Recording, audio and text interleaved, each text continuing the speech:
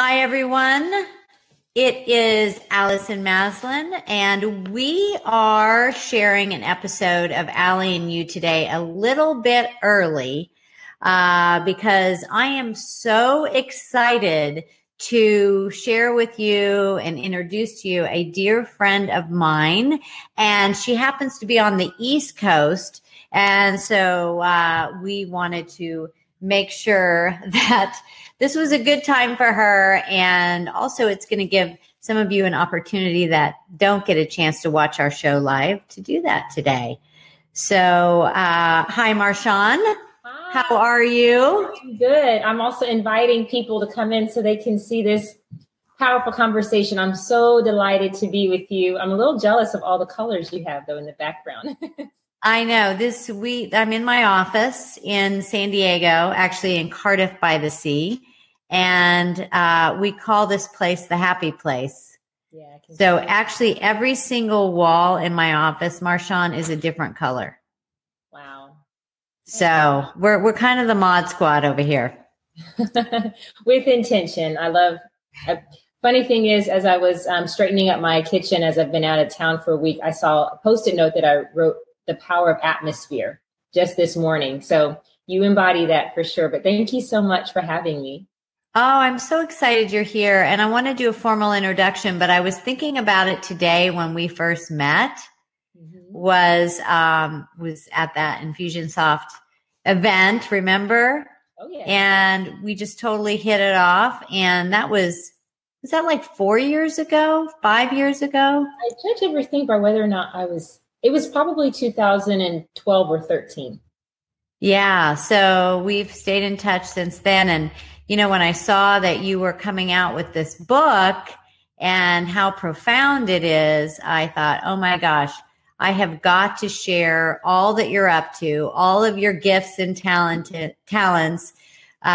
with our fans here. And so let me just go ahead and jump in. And so people are like, who is this woman?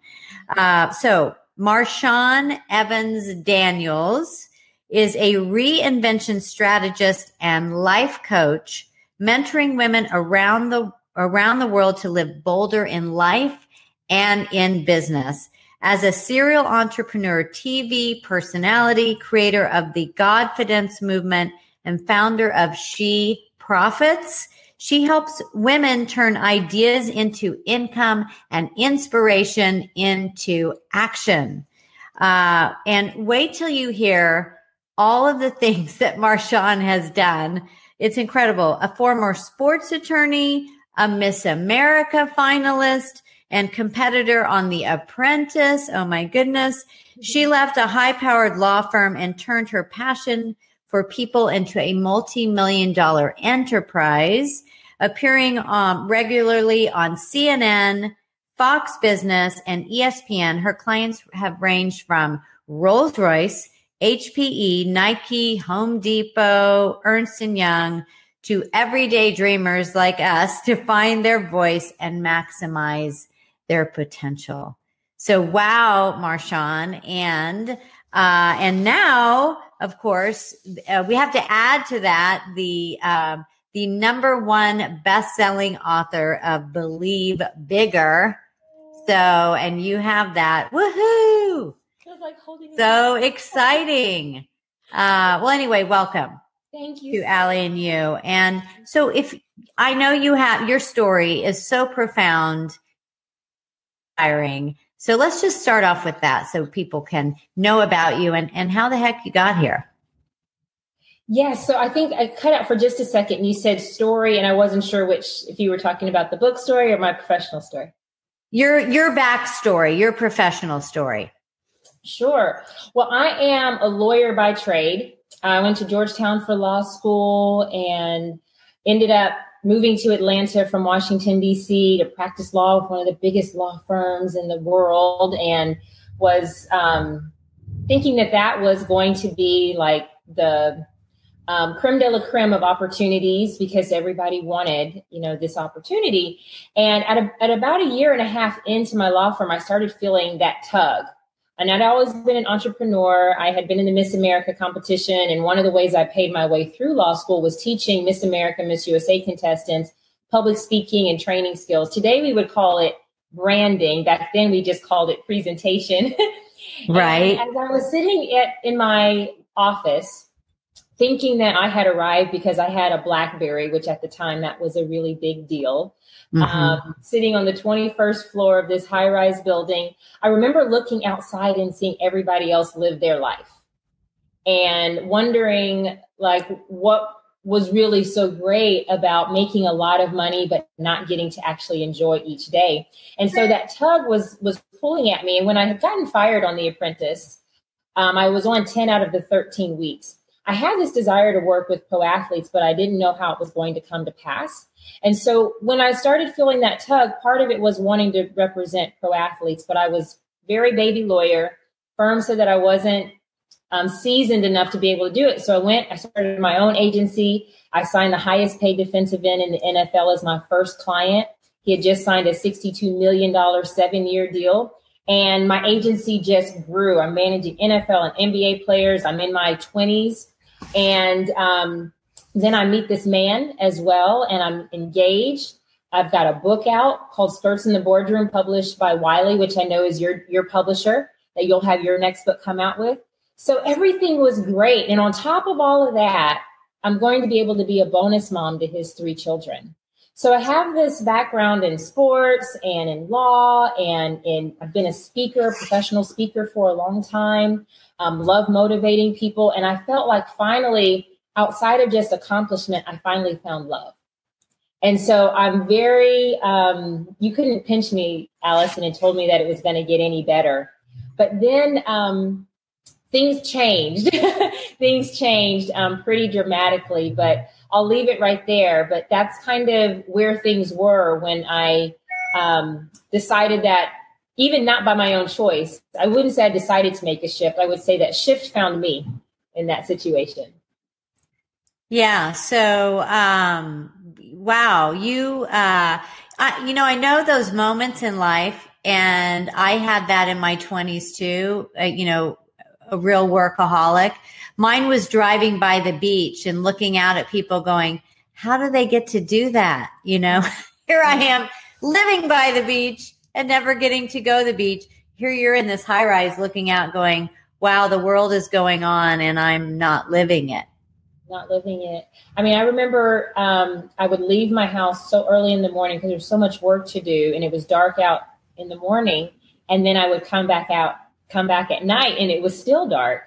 And being a big firm lawyer, the number of billable hours, and, I was very well paid, but there was something about being an entrepreneur. I'd always been an entrepreneur. And I think sometimes once you've had a taste of that, it's very difficult to go back to structure.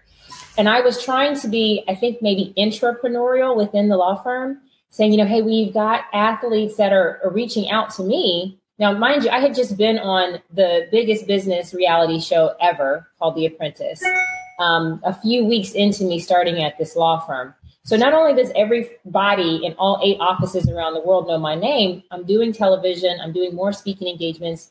And now I'm also meeting this high net worth clientele that's asking for me to be their lawyer. And so naturally I said, well, my firm has got the resources. We can do your intellectual property. We can do estate planning. We can handle litigation issues. And there's what will happen, I think, to a lot of people is your ideas can be too big for the environment that you're in. And there's structure. And so I thought, well, if I want to be a partner one day, I need to be able to bring in business. But here's what I was told by my mentors at the time. They were like, well, that's not what first year associates are supposed to do. Right. Breaking the rules, not following protocol. You're supposed to network with other lawyers. And I was like, how am I going to make partner networking with other lawyers versus clients? And so I started my own agency. And really funny story is the first time I had a case that was contentious, I had to actually go up against my old law firm. I was representing the most decorated female basketball player in history, Teresa Edwards. She was my client. And the Atlanta Dream, new WNBA team, just came to Atlanta. my firm represented the Atlanta dream, which I didn't know. Oh my gosh. The head of the Atlanta dream sent over an agreement. I marked it up, sent it back. He didn't like that. I think he thought we were just going to accept what he offered. And I remember sitting in my office that I had, this high-rise office, loft office that I had just built out. And I was like, why is my law firm calling me? Why is my old firm calling me? And it was a woman who was actually in my practice group who explained that we had to work this out. So they had to go through me to get something for their client. And they told me that I wasn't capable of doing this. And so isn't it funny how God will bring things back around full circle? The very thing that people tell you cannot do, he will put it on massive display. Massive display. And it just always warms my heart to have that.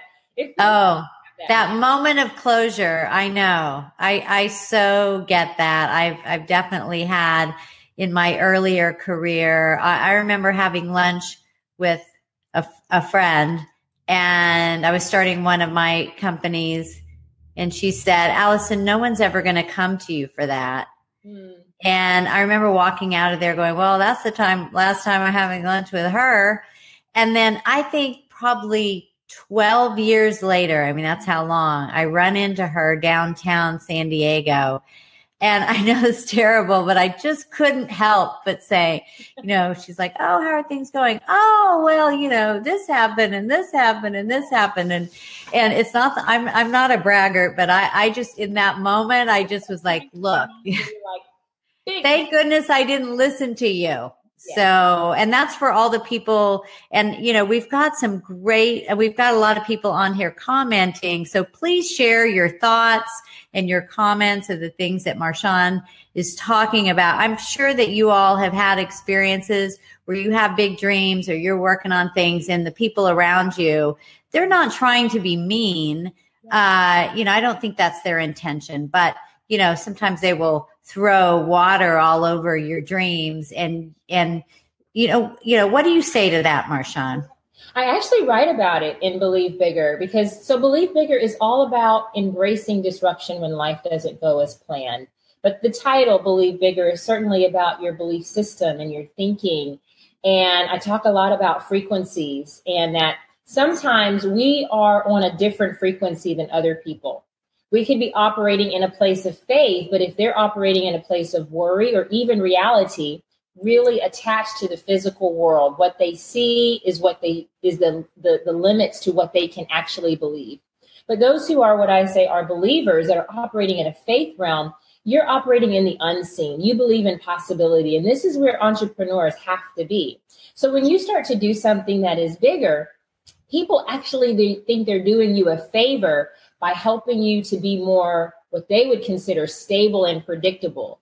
Because unpredictable people make predictable people very uncomfortable, and they will mentor you into conformity and mediocrity. There's this principle of the mean, where people don't want you to get too far ahead or too high, but they also don't want you to be too low. So for people, the majority of the planet, most people operate just in this little wave.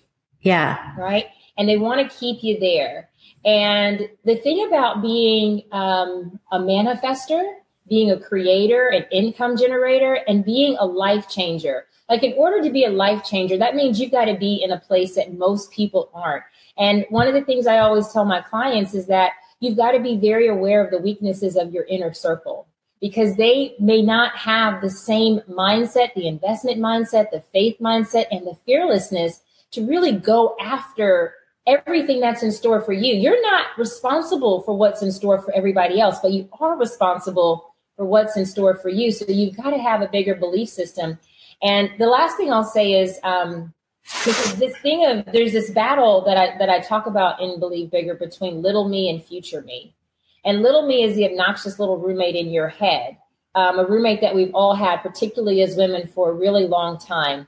The voice of fear and worry, doubt and hesitation. But the opposite of that voice is future me. And future me is the voice of possibility, of certainty, and adventure. And so these two voices will battle, because inside of you is something incredible. Now, what will also happen is you might be listening to future me, but then you'll hear someone else's little me, right? That's what happens when other people give us their opinions passed off as wisdom, when it's really their failures that they haven't, their failures and their doubts that they haven't even explored yet.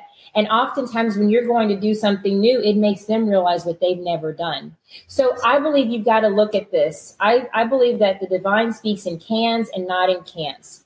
I look at it, if something or someone is telling me I can't, then that's not for my highest intention. That's not who I am as a motivator, as a mouthpiece. And so we can bless people from afar. We don't have to curse them, but sometimes you do have to cut off what they're saying so that it doesn't get into your spirit, because what's inside of you is what you will manifest. So when we operate in hesitation, worry, or stagnation, oftentimes we're manifesting negative, low vibration, low frequency thoughts. So you've got to be very cognizant of who's speaking into you, opinions that you just brush off, so that you can step and walk in. I believe we're supposed to walk in overflow, not opinions. Well, I love all that you're sharing. And I think that's really resonating with a lot of people that are listening to this.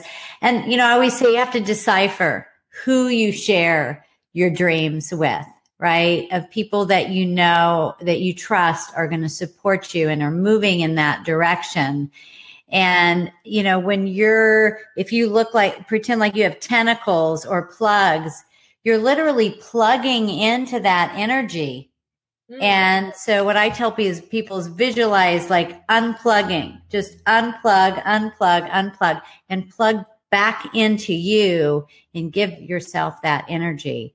So, it's a huge thing, and it can be a dream killer, as you say. But tell us a little bit more about Believe Bigger. And then I want to get into some of the concepts of the book. Can you hold the book up again so people can see it?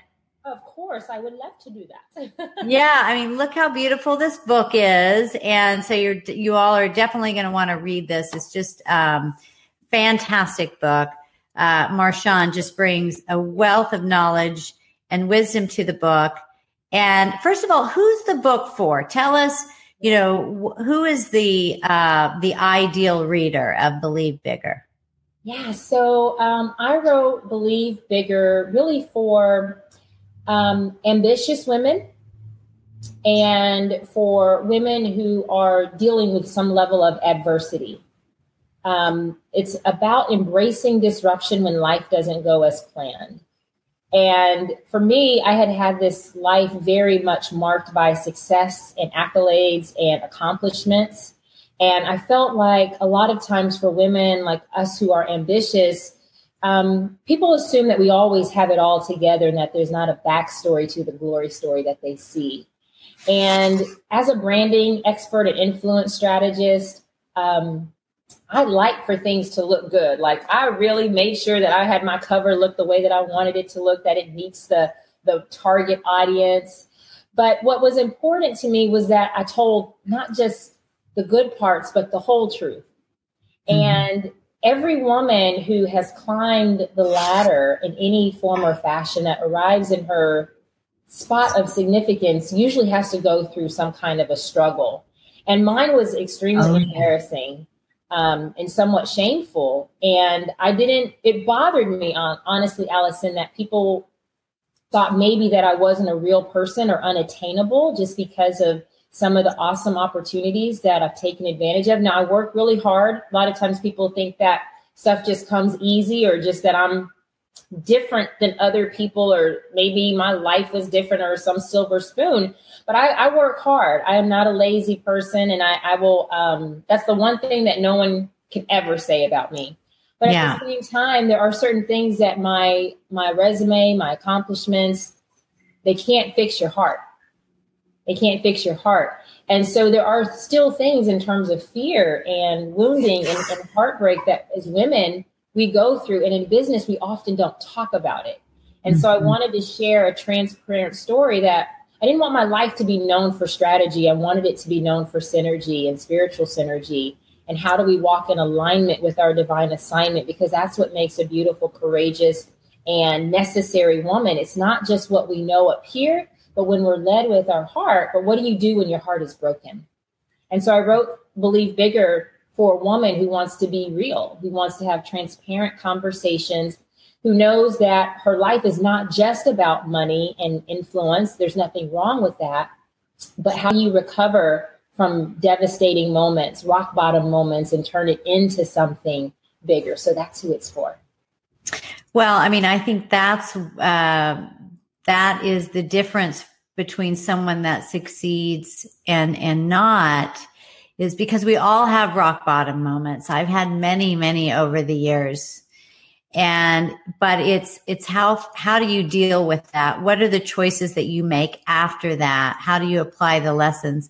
And how fast do you get back up again?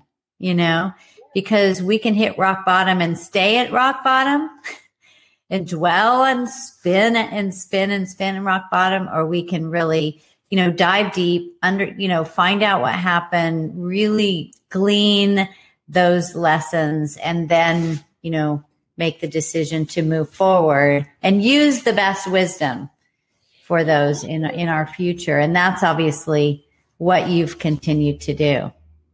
I agree with you. One thing is, I think that sometimes we can try to bounce up too fast and miss the lessons and miss the actual healing necessary to really have the power that's needed. And so what I believe is that a woman has to honor her timetable of healing. It doesn't mean that you dwell, but it does mean that you do the work and that you rush it. Because I was a rusher. I was like, I don't have time to be down. I have things to accomplish, things to do. I got to put my cape back on. Dun, da, da, da. Marshawn is back. And this situation, so I mentioned that I had started this sports agency. I was engaged to get married. I'm going to be a bonus mom to 3 kiddos. I got this book. I'm doing television. I'm on ESPN, CNN, and Fox Business on a regular basis. Life is good. And then 6 days before my wedding, now mind you, 6 days before means my dress, I should say, be honest, dresses, because I had more than one. Dresses are paid for. The venue is taken care of. We've got flowers, and it's amazing how much flowers cost that are not going to last more than 48 hours. Yes. Everything is paid for. I feel like I'm walking into a dream wedding, high profile wedding. And I find out 6 days before my wedding, while my fiance is on the plane coming from Chicago to Atlanta for wedding week, we've got meetings that day with the venue, with the camera person, with the final cake testing. While he's on the plane, I discover, and I'll leave it to those who actually get their copy of Believe Bigger, how I discovered it. But I discover that he's cheating on me. Oh, my God. It was something that I just didn't see it coming. And I also felt like this type of stuff doesn't happen to a woman like me. How do I end up here? I'm a smart chick. I'm a good judge of character. I'm well educated. I'm discerning. I'm always discerning of who I let into my inner circle. This doesn't happen to a woman like me. I believe in God, and I just think, well, God's got my back. I'm going to be protected.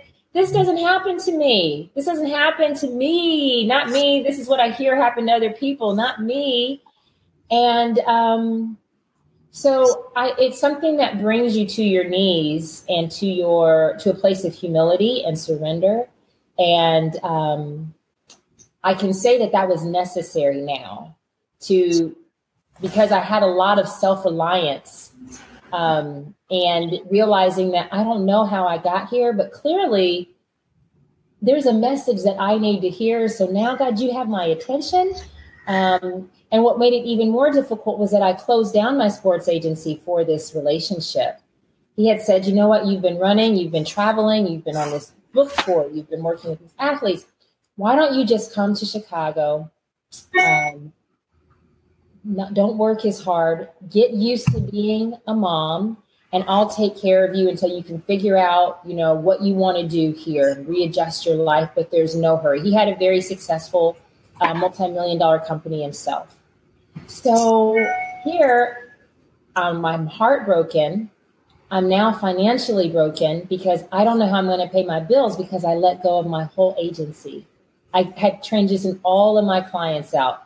I knew I was not going to go back to my law firm. I had been gone from that too long. And that was a place of, I had become ill before when I was at my law firm. So I knew I couldn't go back there, but I didn't know what was next. And so you asked me earlier also about who this is for. And I remember being in that season of depression, staring at the ceiling, waiting for an answer, but a blank ceiling staring back at me. And what do I do next? I don't have the emotional capacity to market a business, and I don't know what I'm going to do because I've closed my business. I decided to put myself in counseling, which I think is important for us as businesswomen to talk about as well. I know you're a believer in personal growth and working on yeah. Sometimes we have so much pride that we won't submit to just being able to look at not just hiring a coach for business and for strategy, but what about your soul? Like really working on yourself and allowing yourself to heal. And in the beginning, I was sitting on that couch 2 days a week. 2 days a week. I knew two things. One, I knew that my life was not my own, that my life mattered. And the second thing that I knew was that I had to be okay if I was going to fulfill my life mission. But before I rushed into fulfilling my life mission and inspiring everyone and telling them how to make their lives better, I decided I had to work on myself first. And it was through that process that I really learned what it meant to believe bigger than what you've been through. As I started working with women and helping them and really, I just needed to pay my bills. And people kept asking me how I branded myself and how I got athletes on television and got endorsement deals with Nike and Rolls-Royce and Tiffany and Company. And I said, well, maybe I can utilize this to pay my bills. And I had one seminar, and that one seminar with 35 people has now grown to the largest coaching company for women of faith in the country, multi-million-dollar income generating enterprise. And I've been able to do it in a way that was authentic to me because my faith is very important. And I didn't find that there was a place where it was okay to be really strong in your faith and to be highly successful in business. And I wrestled with that. And that for me was also believing bigger about something that was maybe a unique path that was just for me. And so through that, I've learned that all of us have a mission that has our name on it. Every single one of us, in order to step into our destiny, will have to deal with disruption. And if we can embrace disruption and travel through the corridor of pain, not brush it away, not rush through it, but actually pass through it, like come through it, learn the lessons that it was sent to give you, that you'll become a woman that you don't even recognize, but it's a woman that you were always meant to be.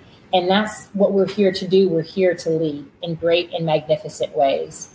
And I also learned these 5 stages of divine reinvention that are at the core of. Tell us about those, because each of them are so powerful, and everybody needs to recognize those and be aware. So please share that. Sure. So I was very early on in my coaching business, and maybe a year and a half, 2 years in, I still had a lot of corporate clients. So Delta Airlines was one of my clients, and a woman who was a senior executive, C-level at Home Depot was there that day. And we were just talking at a networking reception that Delta was having. And she expressed to me that she was feeling that tug that I remember feeling when I was deciding whether to leave my law firm. And so I asked her, I said, so what is it you're feeling like you want to do? She's like, I'm not sure. And I had been writing in my business journal about these 5 stages that I felt every person goes through. I saw it with all the women that I were working with, women and men. And so I started to explain them to her. And in stage 1, it's called a discovery. Discovery is where we ask the question, who am I supposed to be? Who am I supposed to be? And how we answer that question determines who we believe we actually are and who we're good enough to be. And so we adopt in stage 1 what I call the rules. And I outline it actually in Believe Bigger. So now that I actually have a book in print, I can show you this as I go.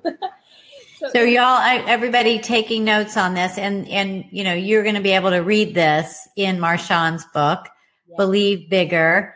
And I am going to answer, we'll have Marshawn answer questions too in the comments. So if you have questions, please comment along the way or make any comments as well. Let us know what's coming up for you and listening what she has to share today. Well, if something's going to come up, it's going to come up in discovery, because this is where we learn how to shrink. This is where we learn how to play by the rules. And Allison's rules might be different than mine, and ours might be different than yours. But all of us have rules, and rules are designed to keep us contained. This is also where little me first starts to make its home in our head and in our heart, in our thoughts and in our emotions. And this is, again, the voice of fear, hesitation, and doubt. This is where we learn people pleasing, protocol, approval, and what I believe is the worst of all of them, appropriateness. And this is where we learn hesitation and doubt, and we're conditioned for containment. In stage 2, and I'll show you a little bit. I know it's going to probably be flipped, but that's stage 1 is discovering. You can see there's a little rule book here. Okay. Stage 2, called talent. In talent, there are these 5 mountains. These 5 mountains that we learn to climb. And in discovery, again, we ask the question, who am I supposed to be? In the talent, we ask the question, who did I decide to be? Who did I decide to be? Now, it's very important that you know you can be anything that you decide. It doesn't mean it's who you're born to be, but you can be anything you decide to be, especially if you put time, effort, talent, money into it. What you water grows. So what will happen is we'll find some measure, some mountain of success. I call them the 5 success mountains for women. Motherhood, marriage, making a difference, money, and mending. That's our inner miss fixer. And we'll find one of those, make that our lane, and that lane becomes our life, but it also dangerously can become our identity. We can feel like motherhood is who I am, and that's all that I am. So then when calling comes in and knocks on your doorstep, which it will, we'll ignore it. Purpose will make its pathway shown, and we'll run away from it because we don't feel that's who we are good enough to be. It's not what the rules say, and purpose does not play by the rules. Destiny doesn't care about the rules. And so these labels that we have become fables, these stories we tell ourselves, and these titles that we adopt, they become idols that we obsess over, and we think that's all that there is. And so what will happen is a split rock moment. I talk about split rock moments in chapter 2. For me, it was infidelity. For you, it could be the job ends or a health scare. Something happens that shakes your world up. And that split rock moment is going to seem hard and devastating, something that you don't feel how you can control. And it'll seem like it's an attack that's happening to you. But what if it's really happening for you? Mm-hmm. Something greater that is inside of you. And I walk through what a split rock moment is in a hard place, how there's new life in the middle of these hard places. Marshawn, just 1 second on that too, because I think a lot of people are going through that, yes, that split rock moment right now. There's a lot of disruption happening around us, right, in the world, and then just, and then personally, professionally, romantically, in careers, in business. And, you know, I love that you share this, because what you're saying is these are really the blessings. Mm-hmm. And I know when I think about in my life, some of the biggest triumphs really came when I hit a wall so hard, didn't see it coming like you went through. And then, okay, now I've got to really dig deep and figure this out. And just like, that's where everything changed for the better. You start a new path that's more fulfilling, or, you know, you have a really a bigger success because what you thought was where you were supposed to be, you couldn't even imagine over here how much better it is. So I just wanted to touch upon that because I do think there are so many people experiencing that right now. And that's why this book is going to be so helpful to them. Yeah, I'm glad you paused there because disruption is happening because there's a realignment happening in the world.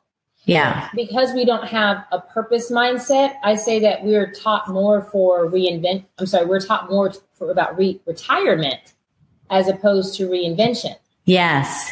And so we think that when something is unsettling, that something is wrong, as opposed to it being a bridge to the blessings or an invitation into the incredible.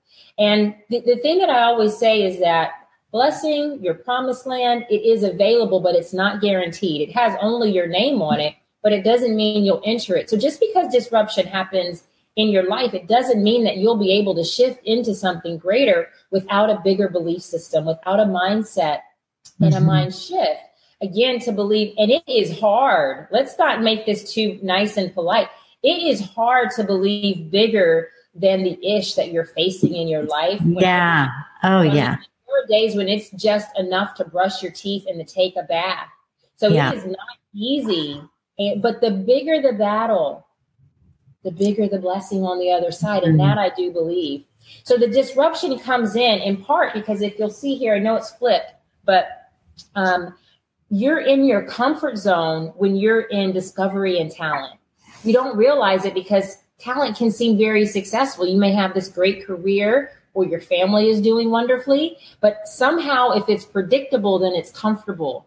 And that's why disruption comes in, is to break you up with yourself. So I had to realize this wasn't about a man. This wasn't about him. This was about an outdated relationship that I had with myself. And so what happens from there, I have all this stuff falling out. This is the book I've taken on my book tour with me. So all of my little props are falling out the bottom. But here in the middle, we end up in this place called the gap. And the gap is really where a lot of people end up in circle forever. It's kind of like that wilderness in between your Egypt and your promised land. You're going in circles. You know that there's something more. You're in a place of transition and you're feeling that recurring tug. And so most people are either in talent, where they're on some mountain that they have made their life and they are having trouble seeing something bigger because they think that's all there is to it. They're in this place of disruption, or they're just sitting here waiting to understand what's next and how to get unstuck. And so the way you know you're in the gap is you take the word shift and you take the F out. So when things are just happening around you, what I believe, if we have this bigger belief system, we have this faith mindset where we say, you know what? Things are really happening for me. It might be hard to believe that, but why are they happening for me? When you can see that there's somewhere greater for you to be, in stage 4, we get into gifts. And in gifts, we ask the question, who was I born to be? How was I really designed? Not what I decided to be in talent, right? But who was I really born to be? What are my unique gifts? My gifts and my talents are different. Talents are something you can be trained to do. You can be degreed in, but your destiny is attached to your gifts and your superpowers. This is your incredible, your brilliance, your light. And we all have different gifts, right? But one universal superpower that we all have in common, I believe, is our voice. And this is why the Me Too movement is happening. This is why women, they think it's a boss lady and a girl boss movement, an entrepreneurial movement. I really feel like it is awakening of voices and superpowers that have been dormant for too long. And it happens to be expressing itself in the business world. But for women, we've got to understand this is really about us stepping into our essence, who we really are, and who we were always built to be.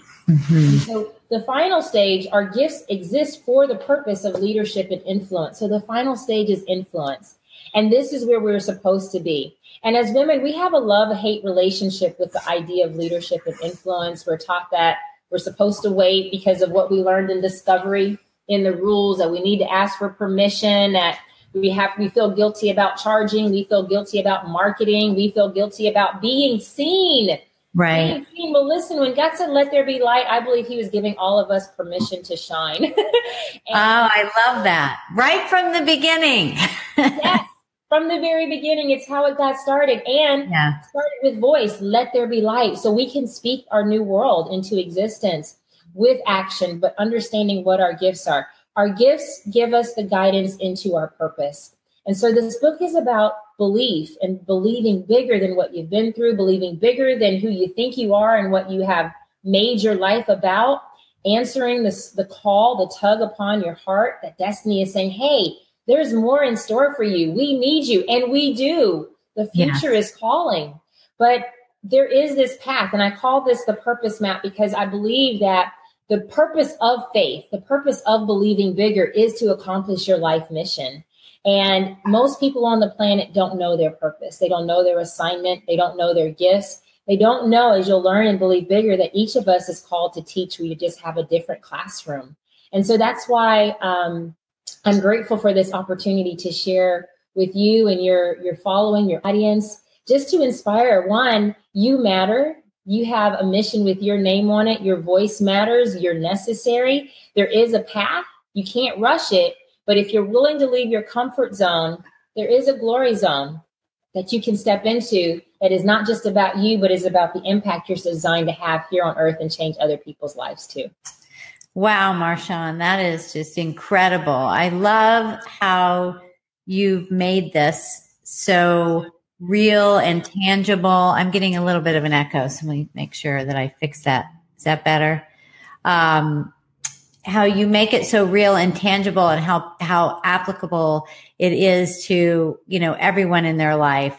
And I'm sure everyone's had those moments, you all that are listening, where you have these things, like, I'm really good at this and that's why I'm doing it, but does it bring me joy? Am I fulfilled? Am I excited to get up in the morning and go after it? And that's where that alignment comes in, Marshawn, right? Where it feels good in the head and it feels good in the heart. And when we're in conflict with that, it's almost like we're fighting with ourselves every single day. And I think that's what creates depression and exhaustion and illness, all of the above. I agree. I believe that purpose is the most powerful force on the planet. I believe when we're in alignment with our divine assignment, when we're in alignment with our gifts, when we're fully awake with who we are, why we're here, it's not supposed to be a mystery. We should have mastery in this area, that we would be more intentional. I have this vision, Allison, that our kids would grow up before they know how to write their ABCs and their 1, 2, 3s, that they would know this map, that they would know that a little girl would be able to say, Mommy, I know I'm called to lead one day. And I can't wait to climb my mountains so that I can be good at what I do, that I can have skills and abilities and not be what we have in this generation right now, which is a sense of entitlement without the hard work ethic, knowing that you've got to have some depth, because one day what you learn as you climb those mountains is what you will now be required to go back and teach. And you're going to need to have some ability, some chutzpah, some skill, and some moxie to be able to make a real difference. That's my vision, is that as we will be able to change our language. And similar to the 5 love languages, now we have these 5 stages of purpose. Even for life coaches, business strategists, our job is to help get people out of the gap, identifying what is your gap and what are the things that you have to do to move forward. And so I have some big intentions around and vision around this mission, but I think now we at least have some language that we can use to be equipped, as opposed to, because you and I are in the same space, and we hear people talk about purpose and significance and fulfillment, but they're buzzwords unless you have specificity and know what that means. That can be just as embarrassing is to know that there is purpose out there, but you don't know yours. And I think there's a lot of business and life coaches out there that talk about it too, but they don't actually even understand it for themselves. Yeah. So I wanted to fill in the gap and say, here's a way we can talk about it. There's much work to be done. I can't do it by myself. So hopefully this purpose map will be a tool that we can all use to retrain and elevate the consciousness of how we talk about purpose. It's so needed. It's so needed, because otherwise you're going through life aimlessly. You think that you have a direction, but it's not really connected. We just had a mastermind for our business owners. We call it Pinnacle Global Network. And we were talking about that, how if you have a team problem, it's a vision problem. If you have a marketing problem, it's a vision problem. If you have a sales problem, it's a vision problem. It all reconnects to what is the purpose? What's our why? What gets us excited? Where does that drive come from? And you have so much of that. You have a big mission, Marshawn, and I know that you're going to inspire so many people with this book and your movement. And we have some comments here, and I just want to address them real quickly because, Lakeisha, hi, Lakeisha, how are you? And Marcella Winston is saying, are you going to have any seminars based on this book, Marshawn? Yes. So a couple of things at BelieveBigger.com, which is where you can get your book, and also anywhere books are sold. If you're in the United States, every single Barnes and Noble in the country has Believe Bigger at the front of the store on the new releases table right when you walk in. So you'll be able to pick it up there. It's also on Amazon, Books A Million, all of the online retailers, including iTunes. But what I have done for those who are leaders and influencers is I've created some online workshops that you can get access to right now, the moment you buy the book. So when you go to BelieveBigger.com, if you get a single copy of this little lady right here, you get a single copy, then you're going to get this vision board workshop. I'm actually going to be back on television tomorrow doing vision board workshops. Allison, every time I've done a vision board for the new season or new year, I've been on national television within 24 hours, not even pitching it. It happens every single time. Wow. Is that what you put on your board and it just happens, or it's because you've done the board? Because I've done the board. Wow. It happens. Look at that. Tomorrow doing another one. So I talked How about fun. the workshop that you'll get as a bonus for getting. You'll see why you put your picture on, what the significance of clocks are.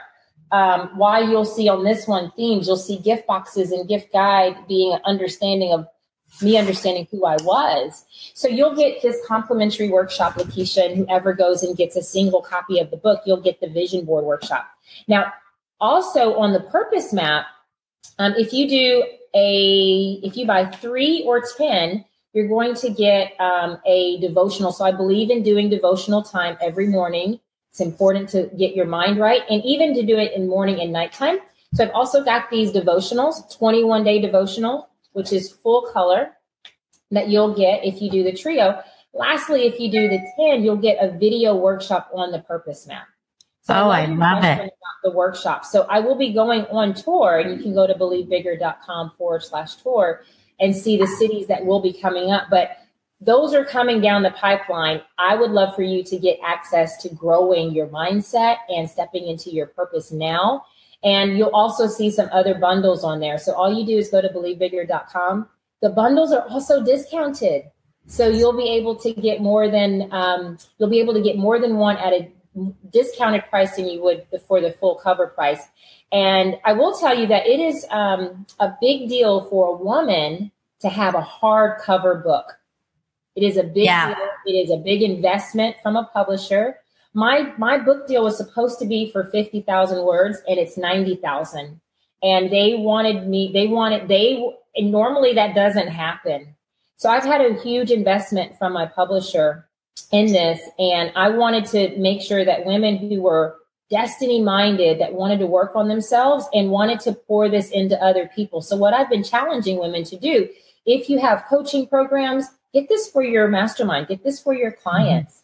If you have a group of women in your ministry or at your company, a women's group, the thing about a purpose-minded woman is that she thinks about other people and understands that I can tell you one thing. I may not know what your specific purpose is, but I do know it's about changing the lives of other people. So when we shift from let me just buy something for myself, and even go above that, investing in myself, the highest behavior that we can do is sowing and giving.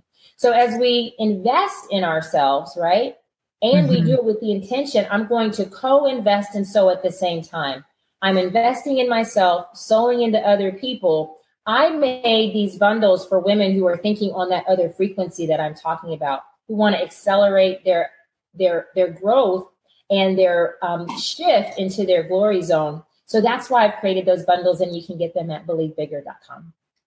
Well, I love that. And so this is such a great gift for all those people in your lives that need the inspiration, or even maybe they're doing great in their life, but you know that there's going to be a next level up for them. This is the perfect gift. So I highly recommend going after the bundles. Get all that you can from Marshawn. her trainings and all of the gifts that she's offering. Take advantage of it. Go full in, do the work, and it's going to come back to you full force. So you can check out BelieveBigger.com and you'll find all the magic there. Make sure you get the book and, or books. And then it's time to go play that bigger game. So Marshawn, thank you so much for coming on Allie You today. This has been such a gift for me and everybody that's listening. And I know, go ahead, Marshawn, there's a lot of people commenting here. Wow. So you're going to want to get on there and answer people's questions. Go ahead. Marshawn will come on and say hi to you all. Linda says it's weird. You have to experience it to understand it. Yeah. Sometimes you have to kind of go through it. But the bigger the battle, the greater the blessing. Gail Jones was, commenting on your comment. Disruptions happening because realignment is happening in the world. Vanessa Smith shared that. So anyway, just seems like everyone's really enjoyed this. And, thank you so much for sharing your heart and your purpose. And thank you for sharing Believe Bigger. Thank you. And I just want to affirm who you are and what you do and your generosity of even just opening up your platform and being willing to help spread this message. And I'm excited about your new book when it comes out this year. And I can't wait to interview you. Yay.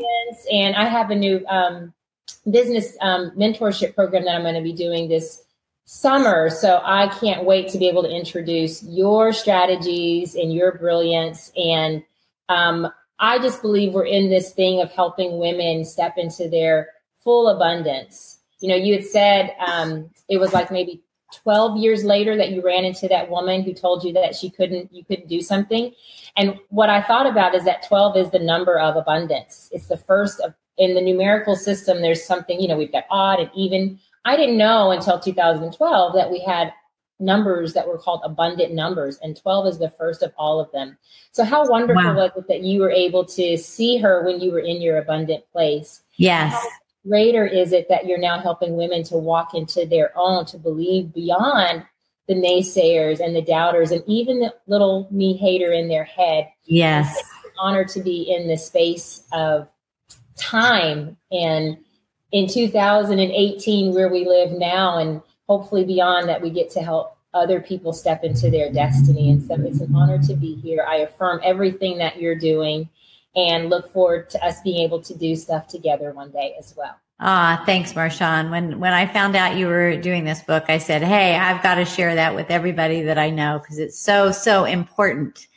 So anyway, well, listen, thank you so much for joining us. And thank you for all of you that are listening and participating. Please share this share this interview with as many people as you can, anybody that you feel would benefit, and go out and get the book or books. All right. Take care. Get out there. Elevate yourself because you deserve it. And we'll see you on the next Allie You next Wednesday. And until then, have a wonderful week. Bye, everybody.